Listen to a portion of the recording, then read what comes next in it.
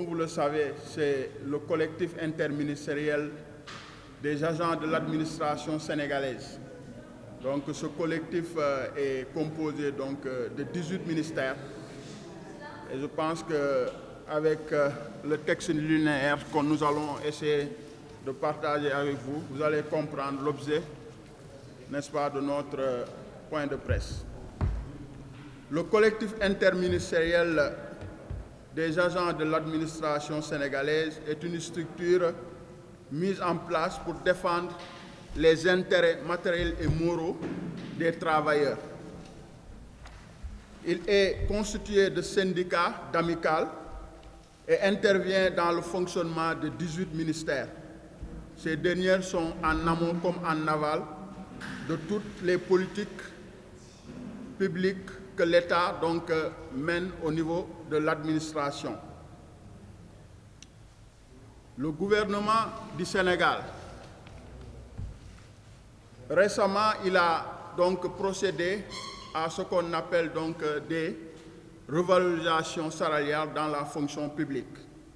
Et nous avons été dans un premier temps lésés. C'est à l'issue de ça que le collectif est né. Et le collectif s'est fait entendre, le collectif s'est battu jusqu'à ce que les salaires ont été généralisés. Par ailleurs, nous constatons toujours une inéquité salariale dans la fonction publique parce que nous ne pouvons pas comprendre que l'État véritablement octroie ce qu'on appelle une indemnité de logement à plus de 140 000 agents de l'État. Vous savez que la fonction publique est constituée de 170 000 agents. Maintenant, les 140 000 représentant 88% des agents qui émargent dans le budget de l'État ont une indemnité de logement. Les 12% restants, c'est-à-dire les interministériels, qui, je vous le rappelle, sont au nombre de 30 000 agents, sont laissés en rade. Cela est inadmissible, inacceptable. Nous ne pouvons pas comprendre cet état de fait et véritablement, nous avons décidé de faire face. Vous savez, il y a quelques mois derrière, nous avions entamé une lutte dans le cadre du collectif pour véritablement se faire entendre et le gouvernement du Sénégal puisse réparer cette injustice. Par la suite, nous avons été reçus par le ministre des Finances et du Budget qui nous avait bel et bien dit que l'indemnité de logement n'est pas budgétaire en 2023. Il nous avait donc donné des explications pourquoi cela n'était pas budgétaire. Mais c'est possible, n'est-ce pas, d'avoir cette prime de logement sur les perspectives économiques de ce pays en 2024. Donc je pense que véritablement, c'est ça qui nous a motivés et essayer de regrouper tous les camarades pour faire face, parce que nous jugeons que c'est quelque chose qui est vraiment c'est de la discrimination totale au sein d'une même administration. Donc véritablement, nous demandons à la généralisation de l'indemnité de logement pour tous les agents de l'État, y compris les contractuels qui sont au niveau des ministères. Nous profitons de l'occasion aussi pour demander à ce que les primes des chauffeurs, n'est-ce pas, que le gouvernement du Sénégal, à travers son chef, le président de la République, avait autorisé, n'est-ce pas, de payer ces primes. Malheureusement, on constate qu'il y a ce qu'on appelle du dilatoire de la part des autorités qui doivent appliquer cette décision présidentielle. Nous ne pouvons pas comprendre cette prime qui est annuelle. Il y a un décret qui avait institué depuis, je ne sais pas, des années, effectivement. Voilà, et je pense que l'État doit payer les primes des chauffeurs parce qu'il le mérite. L'autre aspect de notre point de presse, c'est par rapport aux diplômes, c'est-à-dire les reclassements les habilitations et aussi les carrières. Parce que vous savez que les agents de la fonction publique, une fois recrutés sur une hiérarchie inférieure, certaines vont aller étudier encore pour avoir d'autres diplômes. Et une fois ce diplôme obtenu, on vient à la fonction publique pour déposer et demander des reclassements ou des avancements. Mais il y avait eu des difficultés parce que les écoles n'avaient pas d'habilitation. Donc on se réjouit que le ministre de l'Enseignement supérieur récemment a signé une vingtaine d'habilitations. Mais le problème reste et demeure, dans la mesure où ces habilitations prennent effet en 2021, alors que la majeure partie des agents, n'est-ce pas, nous sont antérieurement dans cette situation. C'est pourquoi véritablement nous demandons à ce que le ministre de l'Enseignement supérieur puisse faire ce qu'on appelle une rétroactivité, n'est-ce pas, de ces diplômes, en prenant en compte au minimum 10 ans avant 2021 pour permettre de résorber le gap et les travailleurs puissent avancer. Parce que sans ces habilitations, nous ne pouvons pas avancer dans nos carrières. Donc l'autre aspect aussi, c'est par rapport à une discrimination entre agents fonctionnaires et agents décisionnaires.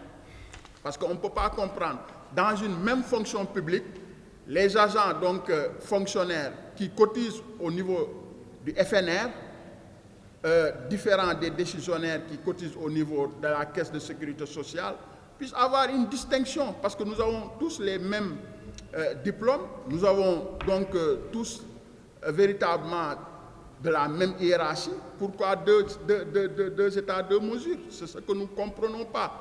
Le ministre Galoba, lors du vote de son budget en 2023, il avait dit que ce problème sera réglé.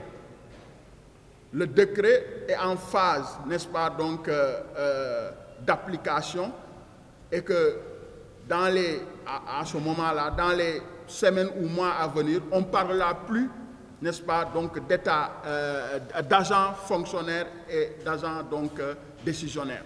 Donc je pense qu'il est temps que cet état de fait puisse véritablement être résolu le plus rapidement possible, parce que c'est ce qu'on appelle une discrimination et une inégalité entre les agents au sein d'une même administration. Tous ces, n'est-ce pas, ce que nous venons de relater mérite donc une attention particulière de la part du gouvernement du Sénégal, parce que les interministériels, le gros du travail, c'est les interministériels qui le font. Donc, comme vous le savez, nous sommes en amont comme en aval de toute décision prise dans le cadre, n'est-ce pas, de l'administration.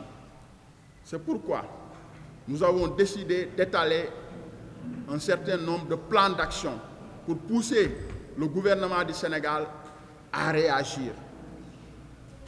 Ces plans d'action vont débuter dès demain, le vendredi 10 novembre, par une tournée au niveau, n'est-ce pas, des ministères, au niveau de Diamniadio, comme au centre-ville, là où il y a véritablement toutes les structures ministérielles.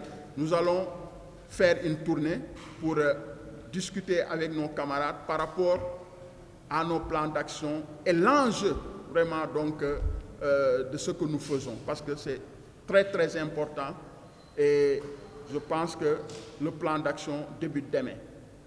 Lundi prochain, je pense que c'est le 13 novembre, nous allons faire ce qu'on appelle 96 heures, n'est-ce pas, de port de brassard rouge dans toute l'administration sénégalaise, au niveau des 18 ministères. Je pense que c'est très important de montrer notre mécontentement par rapport, n'est-ce pas, au dilatoire de l'État du Sénégal. Les camarades vont arborer des brassards rouges dans tous les ministères et que véritablement, pendant 10 à 15 minutes, ils vont lancer des messages à l'endroit du gouvernement du Sénégal, au niveau central comme au niveau déconcentré, parce que le collectif, c'est au niveau national. Donc pour vous dire que nous sommes déterminés et très engagés à aller jusqu'au bout pour que l'État puisse satisfaire notre revendication. Si l'État s'entête et que véritablement il n'a rien fait à travers donc, ces 96 heures de port de brassard rouge, je pense que nous allons passer à la vitesse supérieure. Si on parle de vitesse supérieure, c'est-à-dire nous allons organiser une marche nationale. Donc nous comptons le faire le jeudi 23. Cette marche a pour objectif de regrouper au minimum plus de 1000 agents au niveau national pour véritablement montrer au gouvernement du Sénégal que la généralisation de l'indemnité de logement n'est pas négociable. C'est quelque chose donc qu'il faut appliquer parce que nous nous méritons et que, comme je vous l'avais dit, les 12% qui restent donc, constituent 30 000 agents. Il faut octroyer cette indemnité de logement et passer à autre chose. Le plan d'action va se poursuivre si l'État donc fait la sourde oreille.